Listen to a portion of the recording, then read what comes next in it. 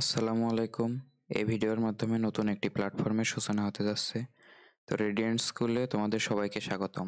আমি Mohammad Rubayet, HSC 26 batch. তো এটা যেহেতু প্রথম ভিডিও, তাই আমি আমার এই চ্যানেলটি সম্পর্কে একটু বিস্তারিত বলে দিতে চাই। তো আমার এই চ্যানেলে আমরা কি অফার করব? তো প্রথমেই আমরা আমাদের এই চ্যানেলটা অফার করব বিভিন্ন ক্লাসের একাডেমিক ক্লাস।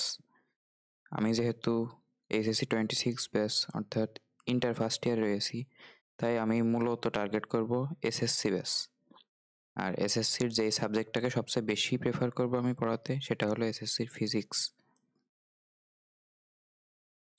আর যদি বলি ইন্টারের কোনো সাবজেক্ট পড়াবো কিনা, হ্যাঁ, আমি ইন্টারেও আইসিটি, ইন্টারের পরিসংখ্যান সাবজেক্টটা যেটা আমার ফোর্থ সাবজেক্ট, তো স্ট্যাটিস্টিক্স, আরও ইন্টারের ফিজিক্স বা সায়েন্সের অন্য কোনো সাবজেক্ট হয়তো পড়াবো। কিন্তু ইন্টারের এগুলো আমি কিছুদিন পরে শুরু করব। আমি নিজে ইন্টারের কোনো কিছু শেখার পর যখন মনে করব যে আমি এই জিনিসগুলো অন্যকে শেখাতে উপযুক্ত, তখন আমি ইন্টারের জিনিসগুলো শুরু করব।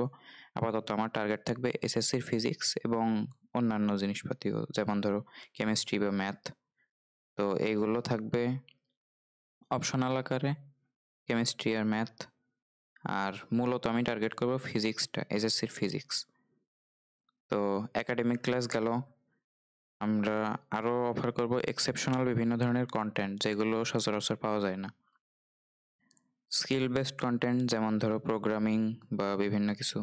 যেমন ধরো আমি যদি একটা উদাহরণ দিই, ধরো তোমাদের পাইথন ল্যাঙ্গুয়েজ আছে, তো এটা একাডেমিক ক্লাসের মধ্যেও দেবো। আর ধরো তোমাদের বইয়ে নাই কিন্তু স্কিল ডেভেলপের জন্য গুরুত্বপূর্ণ, বা ধরো অন্য কোনো ল্যাঙ্গুয়েজ, ধরো সি ল্যাঙ্গুয়েজ, বা ধরো HTML, বা অন্য যে কোনো কিছু, ধরো ভিডিও এডিটিং, ফটো এডিটিং।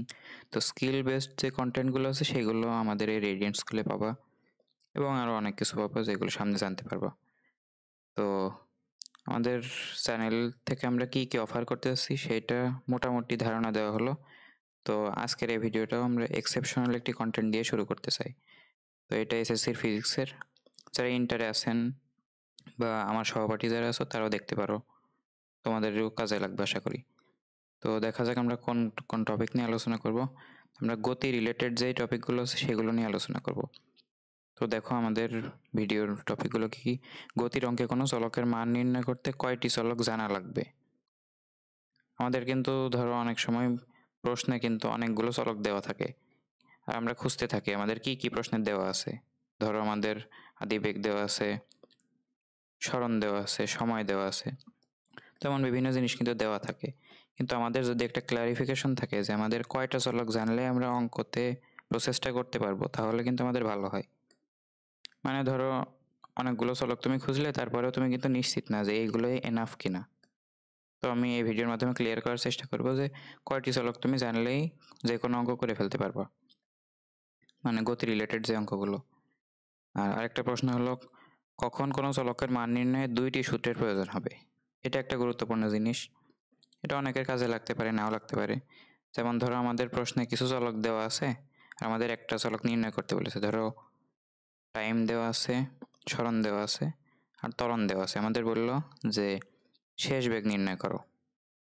তো আমরা অনেক সময় যদি তুমি গাইড বা টেস্ট পেপার খুলে দেখো বা নিজে সমাধান করো, তাহলে দেখবে যে তোমার কোনো কোনো অঙ্কে এরকম প্রশ্নে একটা সূত্র প্রয়োগে হয়ে যাচ্ছে এক ধাপেই, আবার কোনো কোনো প্রশ্নে দেখবে যে দুইটা সূত্র প্রয়োগ করা লাগছে। তো এটা থেকে আমরা কিন্তু নিশ্চিত হতে পারি না প্রশ্ন দেখেই আমাদের আসলে এই অঙ্কটা করার জন্য একটা সূত্র লাগবে, মানে এক ধাপে আমরা করতে পারবো নাকি দুই ধাপের প্রয়োজন হবে। তো এগুলো আমরা একটু ক্লিয়ার করার চেষ্টা করব।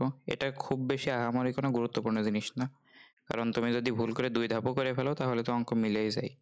কিন্তু যারা একটু ইন্টেলিজেন্ট আছো, এক ধাপেই করে ফেলতে চাচ্ছ, তাদের জন্য এটা একটা আইডিয়াল ভিডিও হতে পারে।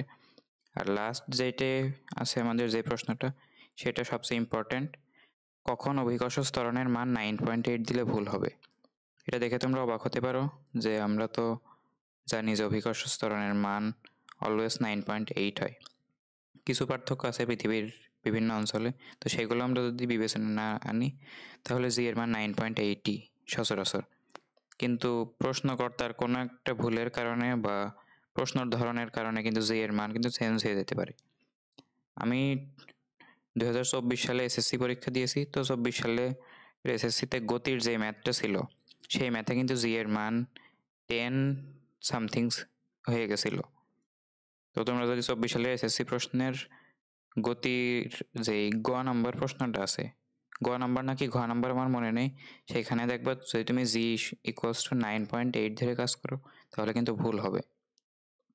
তো এই জিনিসগুলো এই ভিডিওর মাধ্যমে ক্লিয়ার করার চেষ্টা করব। তো আমার মনে হয় এই প্রশ্নগুলোর উত্তর সচরাচর আমরা কোথাও পাই না, তো আমার কাছ থেকে আজকে প্রশ্নগুলোর উত্তর পেয়ে যাবো ইনশাল্লাহ। তো চলো শুরু করা যাক। তো আমাদের প্রথম প্রশ্ন হলো গতির অঙ্কে কোনো চলকের মান নির্ণয় করতে কয়টি চলক লাগবে? তো চলো আমরা গতির চলক বিশ্লেষণ শুরু করি। তো এটার জন্য প্রথমে আমরা গতির সূত্রগুলো দেখে নিই। সূত্রগুলো অবশ্যই সমবেগের সূত্র হবে না, কারণ যদি সমবেগের ব্যাপার আসে ফিজিক্স খুবই সহজ, এস সমান ভিটি। তো আমরা সমবেগের ক্ষেত্রটাই যেমন আমরা সমতরণের যেই কেসগুলো আছে সেইগুলো বিচার করব। চলো আমরা সমতরণের ক্ষেত্রে গতি বলতে আমি যা বোঝাচ্ছি এটা হলো সমতরণের গতি, সমবেগ না বা অসমতরণও না, সমতরণ রিলেটেড যে ম্যাথ এগুলোতে আমাদের বেশি আসে, মেজরিটি প্রশ্ন এখান থেকে আসে। তো এগুলোর আমরা একটু চলক বিশ্লেষণ করে দেখি। তো আমাদের গতির যে সূত্রগুলো আছে, মানে সমতরণের ক্ষেত্রে যে সূত্রগুলো আমরা প্রয়োগ করি, তো একটা সূত্র হতে পারে s equals to u plus v by 2 into t. আরেকটা সূত্র আছে s equals to u t plus half a t square. আরেকটা প্রশ্ন আছে ভি, সূত্র আছে v equals to u plus a t. আর লাস্ট যে সূত্রটা v square equals to u square plus 2as। মোটা দাগে আমাদের কিন্তু এই সূত্রগুলো আছে, বাকি তুমি যে সূত্রগুলো দেখো সেগুলো এখান থেকেই তৈরি। এমনকি এই সূত্রগুলো কিন্তু একে অপরটা দিয়ে প্রতিপাদন করে ফেলা যায়। তো মূলত আমরা এই 4টে সূত্র নিয়েই কথা বলবো, এগুলো তোমরা বেশি জানো। তো এখানে যদি আমরা একটু দেখি যে এই সূত্রগুলোতে কয়টা করে চলক ব্যবহৃত হয়েছে, দেখো এই সূত্রটায় এস ইউ ভি টি, এখানে কিন্তু 4টা চলক ব্যবহৃত হয়েছে। যদি তুমি এই সূত্রটা দেখো, এখানে দেখবে এস ইউ টি এ, এখানেও কিন্তু 4 রকমের চলক ব্যবহৃত হয়েছে। তো যদি তুমি এখানে দেখো ভি ইউ এ টি 4 রকমের চলক, এখানে যদি দেখো ভি ইউ এ এস এখানেও কিন্তু 4 রকমের চলক। তো তুমি এই সিদ্ধান্তে আসতে পারলে যে আমাদের যে সমতরণের যে সূত্রগুলো সম্পর্কে আমরা পরিচিত, সেগুলোর প্রত্যেকটা 4টা করে চলক নিয়ে গঠিত, 4 ধরনের চলক নিয়ে। তো এবার তোমাকে একটু কমন সেন্স খাটাতে হবে। ধরো তুমি প্রশ্নকর্তা, ধরো তুমি চাচ্ছ যে তুমি কিছু চলক দিয়ে দিবা, আর যে উত্তর করবে তার একটা চলক বের করা লাগবে। তো তুমি তো নিশ্চয়ই এই সূত্রগুলোর মধ্যে থেকে তো একটা অঙ্ক দিবা, তাই না? তো তাহলে ধরো যে কোনো একটা সূত্র আমি ধরে নিলাম, ধরো এই সূত্রটা মোট 4টা চলক রয়েছে, ধরো এই 4টা চলক। তো যে প্রশ্নের উত্তরটা করবে তাকে একটা চলকের মান নির্ণয় করতে হবে। এখন তোমার কমন সেন্স কি বলে, যদি একটা চলকের মান নির্ণয় করতে হয় বাকি 3টা চলকের মানই দেওয়া থাকতে হবে না? বাকি 3টা চলকের মান দেওয়া থাকতে হবে যাতে লাস্ট এই একটা চলকের মান কোনো একটা স্টুডেন্ট নির্ণয় করতে পারে। যদি তুমি এই সূত্রে দেখো, ধরো তুমি চাচ্ছ যে তুমি যাকে প্রশ্ন করছো তাকে ধরো তুমি চাচ্ছ সে শেষ বেগের মান নির্ণয় করুক।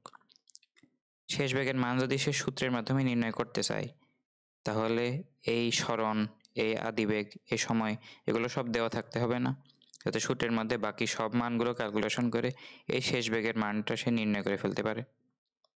বুঝতে পারছো? সবগুলো সূত্রের বেলায় কিন্তু এমনই, কারণ প্রত্যেকটা সূত্রে 4টা করে চলক ব্যবহৃত হয়েছে।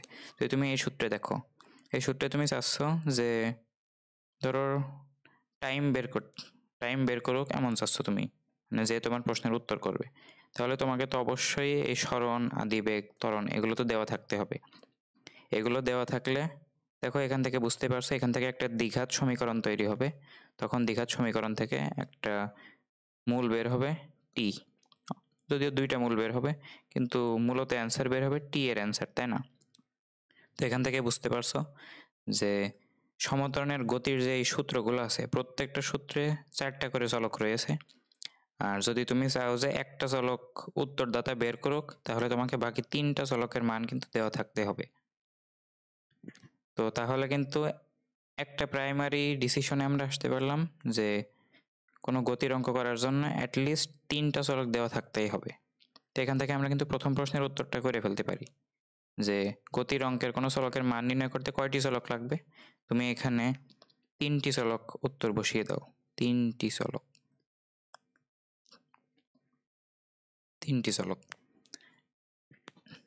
এবার দেখো, এবার যদি আমরা আরেকটা জিনিস দেখি, গতি রিলেটেড কত ধরনের চলক হতে পারে বলো তো, এগুলো থেকে দেখেই বলো।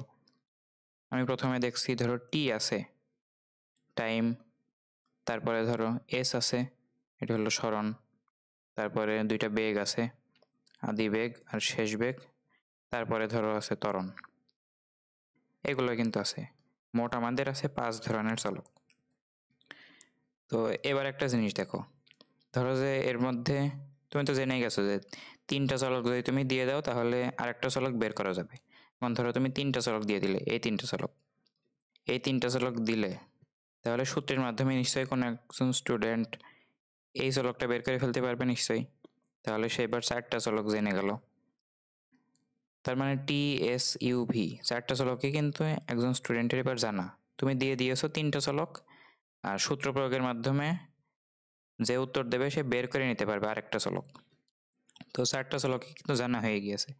এবার এইগুলো ব্যবহার করে আবার ত্বরণটাও নির্ণয় করতে পারবে নিশ্চয়ই, মানে পঞ্চম যে চলকটা। কারণ দেখো বাকি 4টা চলকই জানা হয়ে গিয়েছে। এবার বাকি 4টা চলক জানার পরে এবার ত্বরণ অন্তর্ভুক্ত আছে এমন যে কোনো সূত্র যদি তুমি প্রয়োগ করো তাহলে কিন্তু ত্বরণের মানটা কিন্তু তুমি বের করে ফেলতে পারবা। কারণ বাকি 4টা চলকই তুমি জানো। এখন সূত্রগুলোতে তো ত্বরণ বাদে আর 3টা চলক থাকবে, বুঝতে পারছো? এখানেও ত্বরণ বাদে 3টা চলক থাকবে, এখানেও ত্বরণ বাদে 3টা চলক থাকবে। তো বাকি 3টা চলক প্রয়োগ করে তুমি ত্বরণের মানটা বের করে ফেলতে পারবে যে কোনো সূত্রের মাধ্যমে, যে সূত্রে ত্বরণ রয়েছে। তো তার মানে এই ধারণাটা আমি দিতে চাচ্ছি যে যদি তুমি 3টা চলক দিয়ে দাও তাহলে সূত্র প্রয়োগের মাধ্যমে উত্তরদাতা আর একটা চলক নির্ণয় করতে পারবে। এটা অবশ্যই উপযুক্ত সূত্র হতে হবে। উপযুক্ত সূত্র প্রয়োগের মাধ্যমে, আমি একটু লিখে দিই, যদি তুমি 3টা চলক কোনো একজন স্টুডেন্টকে দিয়ে দাও আর সেই স্টুডেন্ট একটু উপযুক্ত সূত্র প্রয়োগ করতে পারে তাহলে সে আরেকটা চলকের মান পেয়ে যাবে। কিন্তু যখন এই মানটা পেয়ে গেল তখন কিন্তু 4টা মান ওই স্টুডেন্টের জানা। এখন এই 4টা মান জানার পরে যদি সে পঞ্চম চলকের মানটা পেতে চায়, পঞ্চম চলক বলছি কারণ গতির মোট 5টা চলক, তার মধ্যে 4টা যদি সে জেনে যায় আর পঞ্চমটা নির্ণয় করতে চায় তাহলে এই চলকটা অন্তর্ভুক্ত আছে এমন যে কোনো সূত্র প্রয়োগ করলেই হয়ে যাবে। আরেকবার রিপিট করি, গতি রিলেটেড চলক মোট 5টা, যদি তুমি 3টা চলক দিয়ে দাও তাহলে একটা উপযুক্ত সূত্র প্রয়োগ করলে স্টুডেন্ট চতুর্থ চলকটা পেয়ে যাবে। এটার জন্য অবশ্যই উপযুক্ত সূত্র হতে হবে। একটাই সূত্র আছে কোনো 3টা চলক থেকে একটা চলক নির্ণয় করার জন্য। কিন্তু যখন ওই সূত্র প্রয়োগের পর চতুর্থ চলকটা সে জেনে গেল, সে পুরো 4টা চলক কিন্তু জেনে গেল। এবার যদি সে পঞ্চম চলকটা নির্ণয় করতে চায় তাহলে এই চলক আছে এমন যে কোনো সূত্র প্রয়োগ করলেই এই পঞ্চম চলকটা কিন্তু সে পেয়ে যাবে। তো এটা অনেক সময় কাজে লাগে কি কারণে, যে যদি তুমি প্রশ্নে 3টা চলক খুঁজে পাও তাহলে কিন্তু তুমি একটা প্রশ্ন আগাতে পারবা। 3টা চলকের মাধ্যমে তুমি আরেকটা চলক নির্ণয় করতে পারবা। কিন্তু এটা নির্ণয় করতে হলে অবশ্যই তোমার এই 4টার মধ্যে যে কোনো একটা সূত্র প্রযোজ্য হবে, একটা উপযুক্ত সূত্র হতে হবে। তো যে কোনো একটা সূত্রের মাধ্যমে তুমি এই 3টা চলক থেকে একটা চলক নির্ণয় করতে পারবা। এই প্রথমবার যখন তুমি করে ফেলেছো, যখন তুমি চতুর্থ চলকটা নির্ণয় করে ফেলেছো তখন কিন্তু তুমি মোট 4টা চলক জানো। এই 4টা চলক থেকে যদি তুমি পঞ্চম চলকটা নির্ণয় করতে চাও তাহলে এই পঞ্চম চলকটা অন্তর্ভুক্ত রয়েছে এমন যে কোনো সূত্র প্রয়োগ করলেই হয়ে যাবে। তো এটা যদি তুমি কষ্ট করে মাথায় নিতে পারো তাহলে তোমার গতি রিলেটেড ম্যাথ সম্পর্কে একটু চিন্তা কমবে যে আমি কিভাবে এটা করব, কোন সূত্র প্রয়োগ করব, বা কয় ধাপে আমার করা লাগতে পারে এটা আমাদের পরবর্তী প্রশ্ন। তো আশা করি এই প্রথম প্রশ্নের উত্তরটা তুমি পেয়ে গিয়েছো যে গতির অঙ্কে কোন একটি চলকের মান নির্ণয় করতে কয়টি চলক লাগবে। এখানে 3টি চলক লাগবে। কোন একটা প্রশ্ন পেলেই তুমি যদি 3টি চলক খুঁজে পাও তাহলে তোমার আর চিন্তা করতে হবে না যে আর কোনো চলক বাদ পড়লো কিনা বা অতিরিক্ত হয়ে গেল কিনা। যদি তুমি 3টা চলক পাও তবেই তুমি প্রশ্নে এগোতে পারবা। 3টা চলকের মাধ্যমে তুমি চতুর্থ চলকটা নির্ণয় করতে পারবা। আর এটার জন্য অবশ্যই একটা সূত্র আছে, 4টার মধ্যে যে কোনো একটা সূত্রের মাধ্যমে তুমি এই চতুর্থ চলকটা নির্ণয় করতে পারবা। আর এই 3টা আর এই চতুর্থ মোট 4টা চলক যখন তুমি জেনে যাবা, তখন যে 5th চলকটা আছে, পঞ্চম চলক, সেটার জন্য তোমার যে কোনো একটা সূত্র প্রয়োগ করলেই হবে, যে সূত্রের মধ্যে 5th চলকটা রয়েছে। তো আশা করি প্রথম প্রশ্নের উত্তর পেয়ে গিয়েছো। তো এবার দ্বিতীয় প্রশ্ন, যে কখন কোনো চলকের মান নির্ণয়ে 2টি সূত্রের প্রয়োজন হবে। তো দেখো, কখন কোনো চলকের মান নির্ণয়ে 2টি সূত্রের প্রয়োজন হবে। আমরা কিন্তু অনেক সময় দেখি যে কোনো একটা প্রশ্ন একবারে সরাসরি কোনো একটা সূত্র প্রয়োগে মিলে যাচ্ছে। ধরো আমাদের ইউ, ভি আর টি এর মান দেওয়া আছে, বললো যে সরণ নির্ণয় করো। তো তুমি এখান থেকে দেখেই বুঝতে পারছো যে s equals to u plus v by 2 into t, এই সূত্র প্রয়োগ করলেই ইউ ভি টি এর মান দেওয়া আছে, এই সরণটা তুমি পেয়ে যাবে। তো এক ধাপে হয়ে গেল। আবার ধরো অন্য আরেকটা উদাহরণ দিই আমি, যেখানে 2টা ধাপের প্রয়োজন হবে। ধরো যে তোমাকে দেওয়া আছে এস ভি টি দেওয়া আছে, বলে যে ত্বরণ বের করো, এস ভি টি আর ত্বরণ। এটা কিন্তু তুমি চাইলেও একটা সূত্রের মাধ্যমে করতে পারবা না, যদি তুমি চেষ্টা করে দেখো তাহলে কিন্তু পারবা না। তো এটা তোমাকে চেষ্টা করতে দিচ্ছি, এটা আমি করে দেব না, কারণ আমি দ্বিতীয় প্রশ্নের উত্তর দিলেই তুমি এটা ক্লিয়ার হয়ে যাবে। তো আমাদের কোনো অঙ্ক আমরা কিন্তু দেখেই বুঝে ফেলতে পারি যে আসলে সেটা আমরা এক ধাপে করতে পারবো নাকি 2 ধাপে করতে পারবো। সেটার জন্য আমাদের কিন্তু সূত্রের মধ্যে খোঁজা লাগবে না। তো এটা একটু সহজ করে দেওয়ার জন্য এই প্রশ্নটা, চলো আমরা শুরু করি। তো গতির 5টা চলক আমরা লিখে ফেলি। সেটা হলো টাইম, সরণ, আদিবেগ, শেষ বেগ আর ত্বরণ। এই যে এই 5টা। তো এই 5টার মধ্যে তোমার প্রথম কাজ হলো 4টা করে নিয়ে যত রকম কম্বিনেশন তৈরি করা যায়, মানে যত রকম ভাবে তুমি 4টা করে চলক বেছে নিতে পারো সেভাবে বেছে নাও। ধরো প্রথমে আমি 1 নম্বরে দিচ্ছি টি এস ইউভি, প্রথমে ত্বরণটাকে বাদ দিয়ে বাকি 4টা নেব, তাহলে এটা হবে টি এস ইউ ভি। একবার ত্বরণকে বাদ দিলাম, এবার আমরা শেষ বেগকে বাদ দেবো, তাহলে হবে টি এস ইউ এ। তাহলে আমরা টি এস ইউ এ এই কম্বিনেশনটা নিলাম। তারপরে নেব হলো, এবার আমরা ইউটাকে বাদ দিতে পারি, তাহলে হবে টি এস ভি এ। তাহলে আমরা লিখে দিই টি এস ভি এ। এগুলো আমি তোমাদের মনের এই যে প্রশ্নটা আছে, এই দ্বিতীয় প্রশ্নটা, যে আমরা আসলে কয় ধাপে কোনো একটি প্রশ্ন করতে পারি, মানে প্রশ্নের উত্তর করতে পারি, সেটাকে প্রমাণ করার জন্য বা সেটা আসলে বোঝার জন্য এগুলো করছি। তো এগুলো একটু মন দিয়ে দেখলে বুঝতে পারবো যে এগুলো আমি কেন করছি। তো t s v a, t s u a আর টি এস ইউ ভি, এই 3টা কম্বিনেশন আমরা পেলাম। এবার আমরা এসটাকে বাদ দেবো, বাকি 4টা নেব, তাহলে কি হবে টি ইউ ভি এ। তাহলে হবে টি ইউ ভি এ। এরপরে আরেকটা আছে, এবার আমরা টি কে বাদ দেবো, এবার থাকবে এস ইউ ভি এ। তাহলে এবার কম্বিনেশনটা হলো এস ইউ ভি এ। তুমি কিন্তু চাইলেও এর থেকে বেশি কম্বিনেশন আর বের করতে পারবা না, কারণ কম্বিনেশনের আছে এমন 5টা। তো বুঝতে পারছো, একবারে আমি এক একটা করে চলক বাদ দিচ্ছি, বাকি 4টা নিচ্ছি। তো আমার এ বাদ দিয়ে এটা হলো, ভি বাদ দিয়ে এটা হলো, ইউ বাদ দিয়ে বাকি 4টা নিয়ে এটা হলো, এস বাদ দিয়ে বাকি 4টা নিয়ে এটা হলো, আর টি বাদ দিয়ে বাকি 4টা নিয়ে এটা হলো। তো মোট 5টা কম্বিনেশন আমরা পেলাম। তো এবার আমরা দেখি যে প্রত্যেকটা কম্বিনেশনের জন্য আলাদা আলাদা সূত্র প্রয়োগ করে দেখি। তো দেখো, যদি আমি প্রথম কম্বিনেশনটার জন্য সূত্র প্রয়োগ করি টি এস ইউ ভি, এটা থেকে কোন সূত্রটা তুমি পাও বলো তো, মানে কোন সূত্রের মধ্যে এই 4টা চলক আছে। তো বুঝতে পারছো, এটা হবে s equals to u plus v by 2 into t. এই যে এই সূত্রটা, যদি তুমি এটা দেখো, এটার জন্য কোন সূত্র হতে পারে, একটু চিন্তা করো, পজ করে চিন্তা করতে পারো। তো এটার জন্য সূত্রটা হবে s equals to u t plus half a t square. এটা দেখো তো টি এস ইউভি, আচ্ছা এটা থাক, আমি একটু পরেরটা যাই। টি ইউ ভি এ, এটা থেকে কোন সূত্রটা মাথায় আসে, পজ করে একটু চিন্তা করো, তারপরে দেখো। এটার জন্য কিন্তু v equals to u plus a t, এই সূত্রটা কার্যকর হয়। তো যদি তুমি এটা দেখো, এটাও একটু পজ করে চিন্তা করো, তো এটা বুঝতে পারছো কি হবে। এটা হবে v square equals to u square plus 2as। দেখো আমরা কিন্তু 4টা সূত্রই জানতাম, 4টা সূত্র কিন্তু এই 4টা কম্বিনেশনে গিয়েছে, কিন্তু এই কম্বিনেশনটা দেখো তো TSVA, এই কম্বিনেশনটার জন্য কিন্তু আসলে কোনো সূত্র নাই। কোনো সূত্র তুমি অনুসিদ্ধান্ত তৈরি করে ফেলতে পারো, কিন্তু আমরা মূলত যে 4টে সূত্র জানি সেই 4টে সূত্র দিয়ে কিন্তু এই কম্বিনেশনটাকে স্যাটিসফাই করা যায় না, তাই না?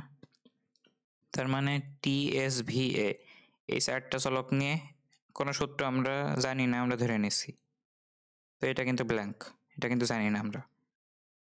তো এটা দেখানোর উদ্দেশ্যটা কি আসলে? এখন তোমরা তোমরা যদি এইভাবে অ্যাপ্রোচ করো যে প্রশ্নে কি কি চলক দেওয়া আছে, প্রশ্নে তো অবশ্যই 3টা চলক দেওয়া থাকতে হবে, তো আমি 3টা চলক দিয়ে দিলাম। এটা হচ্ছে কোয়েশ্চেনের অংশ, মানে প্রশ্নে যে চলকগুলো দেওয়া থাকবে। ধরো 3টা চলক দেওয়া আছে আর তোমাকে নির্ণয় করতে বলবে একটা চলক, এটা হবে আনসার। তো প্রশ্নে যে 3টা চলক আছে আর উত্তরে যে 3টা চলক আছে, এই চলকগুলো কম্বাইন করে একটা কম্বিনেশন হয়ে যায় না? ধরো এখানে TSV দেওয়া আছে, বললো যে ইউ নির্ণয় করো, তাহলে তুমি দেখবে যে কম্বিনেশনটা কি হয়। তাহলে কম্বিনেশনটা হয় TSVU। TSVU মানে হচ্ছে TSUV, মানে এইটা, তাহলে সূত্রে এটা হবে। তো কোনো একটা সূত্রে কি কি চলক আছে সেটার কম্বিনেশনটা যদি মাথায় প্রসেস করতে পারো সেটা সুবিধা হয়। তো এইভাবে করে কিন্তু তুমি মানে অ্যাপ্রোচটা করতে পারো। তো এই অ্যাপ্রোচে যদি আগাও তাহলে দেখো যে এই কম্বিনেশন, এই কম্বিনেশন, এই কম্বিনেশন আর এই কম্বিনেশন, এই 4টা কম্বিনেশনে কিন্তু প্রশ্ন যেভাবে আসুক তুমি কিন্তু একটা সূত্র দিয়ে করে ফেলতে পারবা। আমরা অলরেডি জেনেছি যে কোন একটা প্রশ্ন করার জন্য 3টা চলক দেওয়া থাকতে হবে যদি উত্তরটা আসলে পেতে চাই। তো 3টা চলক কতভাবে দেওয়া যেতে পারে? টি কে বাদ দিয়ে বাকি 3টা দেওয়া থাকতে পারে, এস কে বাদ দিয়ে বাকি 3টা দেওয়া থাকতে পারে আর বলতে পারে এস নির্ণয় করো। ইউটাকে বাদ দিয়ে বাকি 3টা দেওয়া থাকতে পারে আর বলতে পারে যে ইউ নির্ণয় করো। ভি কে বাদ দিয়ে বাকি 3টা দেওয়া থাকতে পারে আর বলতে পারে ভি নির্ণয় করো। তো মোট কিন্তু 4 ভাবে প্রশ্ন হতে পারে। বুঝতে পারলে? মানে এই 4 ধরনের প্রশ্নে তুমি কিন্তু একটা সূত্র দিয়েই করে ফেলতে পারবা। একইভাবে কিন্তু বাকি এগুলো, এই একটা যেভাবে দেখাইছি সেভাবে কিন্তু দেখানো যায় যে এইটা এটা এটাই, এগুলো কিন্তু 4টা করে প্রশ্ন করা যায় 4 ভাবে। তো এগুলোও 4টা করে, এমনকি এইটাও কিন্তু 4 ভাবে প্রশ্ন করা যায়, কিন্তু এটা আমি অন্য কালারে লিখবো কারণ এটাই কিন্তু কোনো সূত্র তোমার নাই। তো দেখো মোট 4, 8, 12, 16, মোট 16 ধরনের অঙ্ক কিন্তু তুমি একটা সূত্র দিয়েই করে ফেলতে পারবা। কিন্তু এখান থেকে যে 4 ধরনের প্রশ্ন হয়, 4 ধরনের প্রশ্ন কিভাবে হয় তো বুঝতেই পারছো। টি বাদ দিয়ে বাকি 3টা দেওয়া থাকতে পারে আর বলতে পারে যে টি নির্ণয় করো। এস বাদ দিয়ে বাকি 3টা দেওয়া থাকতে পারে, বলতে পারে এস নির্ণয় করো। ভি কে বাদ দিয়ে বাকি 3টা দেওয়া থাকতে পারে, বলতে পারে ভি নির্ণয় করো। আর এ বাদ দিয়ে বাকি 3টা দেওয়া থাকতে পারে, বলতে পারে এ নির্ণয় করো। তো এই 4 ভাবে প্রশ্ন হতে পারে।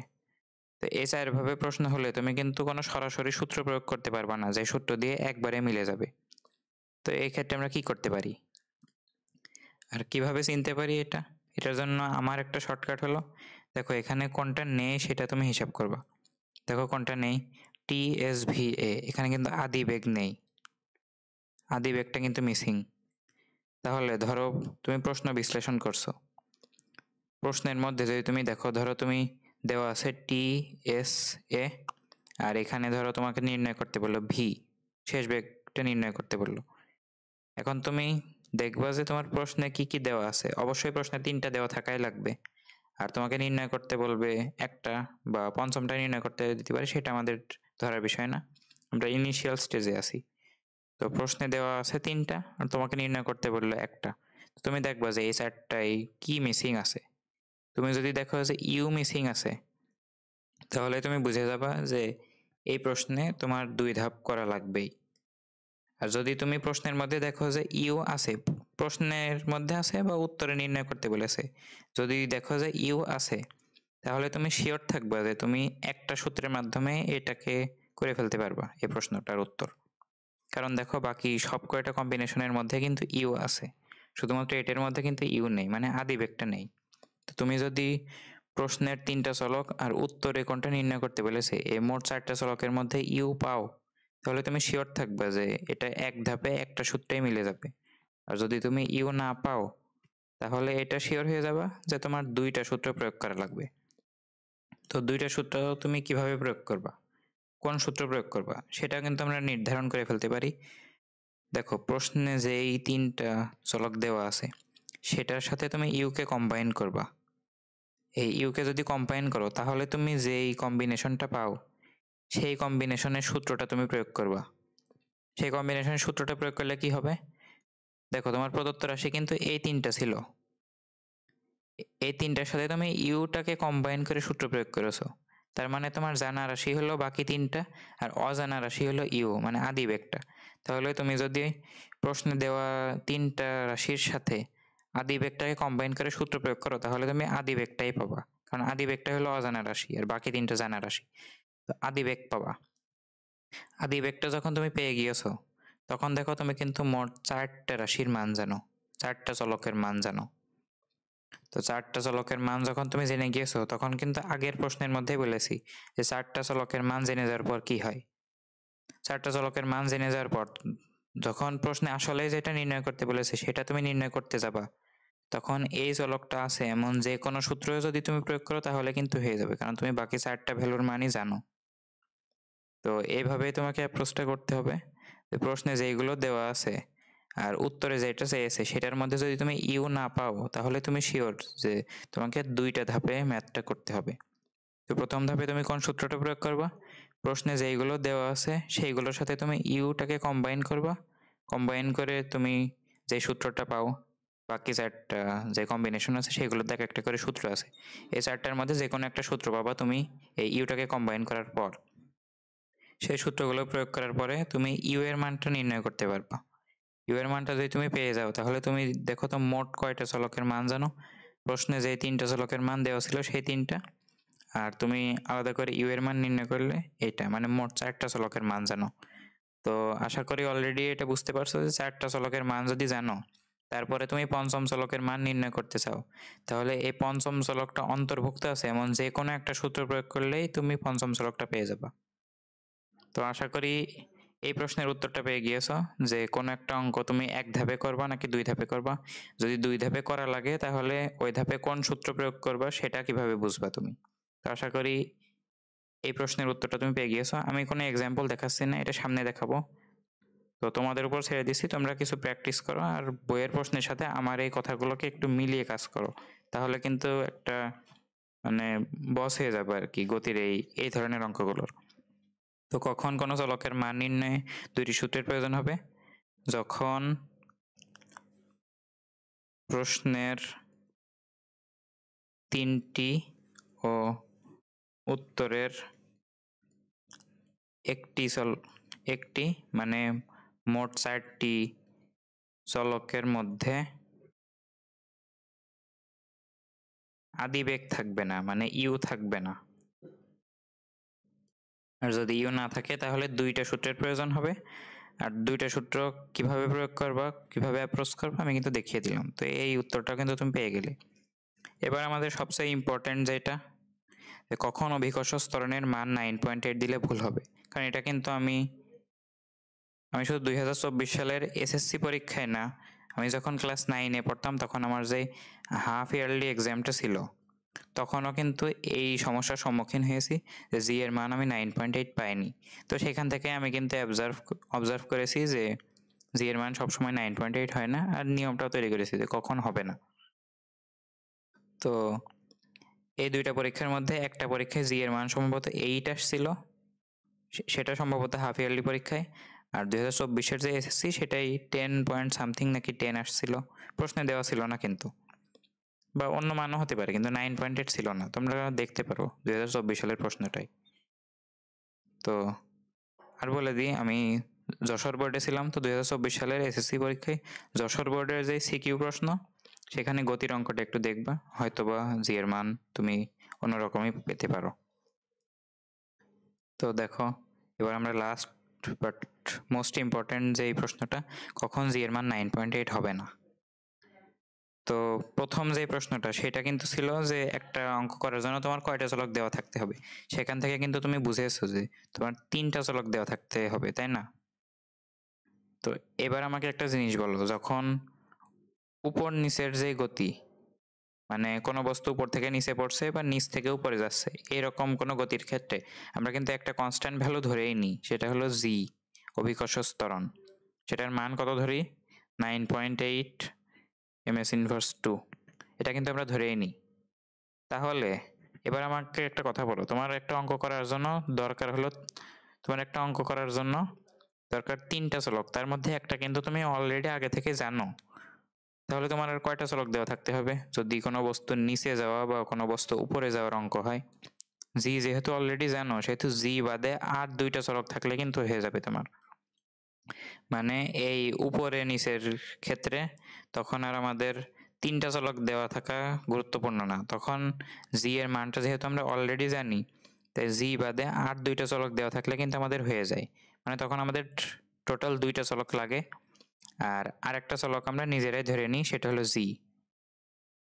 তো জি বাদে যদি বাকি 2টা চলক থাকে তাহলে তুমি উপর নিচের ক্ষেত্রে যেই গতিগুলো আছে সেইগুলোর অঙ্ক করতে পারবা। তো এটা গেল একটা জিনিস। আর একটা জিনিস হলো, যদি জি এর মান ছাড়াও আরো 3টা চলক তোমার দেওয়া থাকে, তাহলে কি হতে পারে একটু চিন্তা করো তো। জি বাদেও বাকি 3টা চলকের মান যদি তোমার দেওয়া থাকে,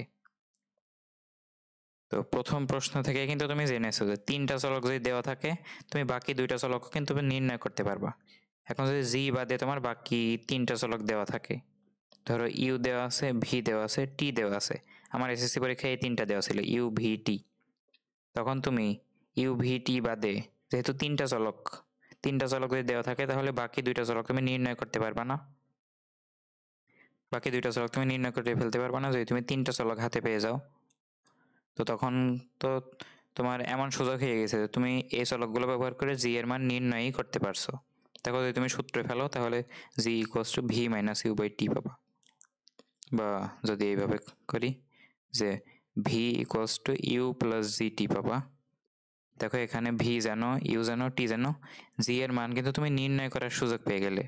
মানে বুঝতে পারছো, জি এর মান কিন্তু এবার তোমার অবশ্যই দেখা লাগবে যে এটা আসলে 9.8 হচ্ছে কিনা। আমার এসএসসি পরীক্ষার প্রশ্নের ক্ষেত্রে 9.8 ছিল না এটা। তো তার মানে তুমি কি অবজার্ভ করলে যে কোনো বস্তু উপরে যাচ্ছে বা নিচে যাচ্ছে এমন অঙ্কের ক্ষেত্রে তোমার যেই 5টা চলক হতে পারে, আমি যদি লিখি 1 2 3 4, একটা আছে জি, ইউ, ভি, আগে আমি টি লিখি, টি, এইচ, ইউ, ভি, জি, মোট 5টা চলক। আমরা নর্মালি জানি যে গতির অঙ্ক করার ক্ষেত্রে তোমার 3টা চলক দেওয়া থাকতে হবে, কিন্তু কোনো বস্তু উপরে যাচ্ছে বা নিচে যাচ্ছে এরকম ক্ষেত্রে কিন্তু আমরা একটা চলক অলরেডি জানি, সেটা হলো জি। তাই এই জি এর মান বাদ দিয়ে বাকি 2টা মান কিন্তু দিলে আমাদের কিন্তু অঙ্কটা আমরা প্রসিড করতে পারি। তো তার মানে এটা হচ্ছে নর্মাল কেস যে জি এর মানটা বাদ দিয়ে বাকি 2টা চলকের মান দেওয়া থাকবে, তাহলে কিন্তু আমরা অঙ্কটা এগোতে পারবো, বাকি 2টা কিন্তু নির্ণয় করতে পারবো। কিন্তু যদি কখনো দেখো যে জি বাদে বাকি 3টা মান দেওয়া আছে, তখন জি এর মান 9.8 না ধরে তুমি বাকি 3টা চলক দিয়ে জি এর মান নির্ণয় করে নিবা, কারণ 3টা চলক দিয়ে কিন্তু অন্য 2টা চলকের মান বের করা যায়। তো জি এর মান এবার তোমার নিজে ধরার সুযোগ নেই, এবার তুমি জি এর মানটা বের করে নিবে আলাদা করে। অধিকাংশ ক্ষেত্রে এরকম আলাদা 3টা চলক দেওয়া থাকে প্রশ্নকর্তার ভুলের কারণে, কারণ প্রশ্নকর্তা অন্য 3টা চলক যদি দিয়ে দেয় তাহলে তো আর এভাবে দিবে না, অবশ্যই জি এর মান 9.8 হোক। হয়তোবা মনের অজান্তেই জি বাদে অন্য 3টা চলকের মান দিয়ে দেন, যার কারণে জি এর মান কিন্তু চেঞ্জ হয়ে যায়। তো এটা কিন্তু খেয়াল রাখতে হবে যে জি বাদে অন্য 3টা চলকের মান যদি তোমার দেওয়া থাকে, তাহলে তোমার আর জিটাকে 9.8 ধরলে হবে না। এখন হতেও পারে জি এর মান সমান 9.8ই তুমি পেলে এগুলো থেকে সূত্র অ্যাপ্লাই করার পর, কিন্তু যেহেতু তোমার অন্য সব চলক দিয়ে দিয়েছে আর জি তোমার ধরে নেওয়া লাগছে না, তাই তোমার জি এর মানটা অবশ্যই আলাদা করে নির্ণয় করতে হবে। আর বেশিরভাগ ক্ষেত্রে দেখবে সেটা 9.8 হচ্ছে না। তো আশা করি বুঝতে পারছো যে কখন জি এর মান 9.8 হবে না। তো আমি এটা সামারির মধ্যে লিখে দিই, যখন সরি এটা একটু ভুল গেল, যাই হোক, যখন জি বাদে অন্য তিনটা চলকের মান দেওয়া থাকবে, অন্য তিনটা চলক দেওয়া থাকবে, যদি দেওয়া থাকে তাহলে তুমি জি এর মানটা আলাদা করে নির্ণয়ই করতে পারবা। তো নির্ণয় করে বেশিরভাগ ক্ষেত্রে দেখবে সেটা 9.8 হচ্ছে না। তো এইগুলো ছিল প্রশ্ন। আর প্রথম প্রশ্নেরও আরেকটা উত্তর তুমি পেয়ে গেলে যে গতির অঙ্কে কোনো চলকের মান নির্ণয় করতে কয়টি চলক লাগে। নর্মালি 3টি চলক লাগে, কিন্তু যখন উপর নিচের দিকের গতি হবে তখন তুমি জি এর মানটা অলরেডি জানো, তো জি বাদে বাকি 2টা চলক দেওয়া থাকলে কিন্তু হয়ে যাবে। তো যদি আমি উপর নিচের ক্ষেত্রে লিখি, একটু মুছে দিই। তো যদি আমি, এটা ছিল একটা ক্ষেত্র মানে পাশাপাশি নর্মালি যে গতি, তলের উপর যে গতিগুলো সেগুলোর ক্ষেত্রে, আর যদি উপর নিচের ক্ষেত্রে দিই তাহলে কিন্তু 2টা চলক লাগবে। আর জি বাদে, মানে জি বাদে 2টা চলক, কারণ জি অলরেডি জানো, আর আলাদা করে 2টা চলক, মোট 3টা চলক। কখন কোনো চলকের মান নির্ণয়ে 2টি সূত্রের প্রয়োজন হবে এটা দেখিয়ে দিয়েছি। তখন প্রশ্নের 3টি আর উত্তরের 1টি, মোট 4টা চলকের মধ্যে আদিবেগ থাকবে না। আর কখন অভিকর্ষ ত্বরণের মান 9.8 দিলে ভুল হবে, যখন তুমি দেখবে যে অভিকর্ষ ত্বরণের মানটা বাদ দিয়েও আরও 3টা চলকের মান দেওয়া আছে, তখন জি এর মান আর 9.8 না ধরে তুমি আলাদা করে বের করে নিবা, বা অন্য 3টা চলক দিয়েই তোমার যেটা নির্ণয় করতে বলেছে সেটা নির্ণয় করবা। তো আমার যে প্রশ্নটা, সেই প্রশ্নে তোমরা হয়তো অলরেডি এই প্রশ্নগুলো করে ফেলেছো, দেখে ফেলেছো, তাও আমি বলে দিই যে এটা একটা বেগ সময় চার্ট ছিল, মানে বেগ ছিল আর টাইম ছিল। তো এখানে ধরো টাইম 0 সেকেন্ডে কোনো একটা বেগ, ধরো আমি 0 দিয়ে শুরু করি, 0 0, আমার মনে নাই এই ভ্যালুগুলো। 1-এর সাথে যখন টি 1 সেকেন্ড তখন ধরো 2, তখন 2 সেকেন্ড ধরো 4, 3 6, 4 8, 5 10। তো এই মানগুলো দিয়ে দিছিল। আর এখানে ক্যাপশনে মানে প্রশ্নে বলা ছিল যে একটা বস্তু উপর থেকে নিচে পড়ছে বা নিচ থেকে উপরে উঠছে, এমন কিছু একটা ছিল। তো তার মানে বোঝা গেল যে উপর থেকে নিচের চলার ক্ষেত্রে এই মানগুলো আমাদের দিয়েছে। এবার গ নাম্বারে নাকি ঘ নাম্বারে খুব সম্ভবত প্রশ্ন এমন কিছু ছিল যে 5 সেকেন্ড পর সরণ কত, বা 5 সেকেন্ডে অতিক্রান্ত দূরত্ব কত, আমি তাই লিখি 5 সেকেন্ডে এস সমান হোয়াট। এবার তুমি একটা জিনিস দেখো, উপর নিচের ক্ষেত্রে তো আমরা জির মান অলরেডি জানি, তাহলে জি বাদে আর 2টা চলক দেওয়া থাকলে হয়ে যেত। কিন্তু 5 সেকেন্ডে এস সমান হোয়াট, এই প্রশ্নে দেখো তোমার আদি বেগটা দেওয়া আছে, এই যে আদি বেগটা 0, এটা হচ্ছে ইউ। 5 সেকেন্ডে যে বেগ সেটা হবে শেষ বেগ, আর তোমার সময়কাল তো 0 থেকে 5 মানে 5 সেকেন্ড, বা তোমার দেওয়া আছে টি। দেখো জি বাদে কিন্তু তোমার ইউ ভি টি এই 3টা মান কিন্তু দেওয়া আছে। তো এই 3টা মান যদি দেওয়া থাকে তাহলে তোমার জি এর মানটা ধরলে হবে না, কারণ 3টা মান দিয়ে তো তুমি কাজটা করতে পারো। তো আশা করি বুঝতে পারলে এই প্রশ্নটা, বা 2024 সালে যশোর বোর্ড এসএসসি পরীক্ষায় যে এই প্রশ্নটা আসছিল যেখানে জি এর মান 9.8 না, সেই প্রশ্নটা তোমরা আজকেই করে ফেলবা। তো আশা করি এই ধরনের প্রশ্নে কোনো সমস্যা হবে না। আর এটা যেহেতু আমাদের প্রথম ভিডিও ছিল, তাই আমাদের এই চ্যানেলের সাথেই থাকতে পারো আর তোমাদের বন্ধুদের মাঝেও ছড়িয়ে দিতে পারো, যাতে আমার এই নতুন প্ল্যাটফর্মটি দ্রুত বিস্তার লাভ করতে পারে। তো এই ধরনের আরও গুরুত্বপূর্ণ ভিডিও নিয়ে চলে আসবো।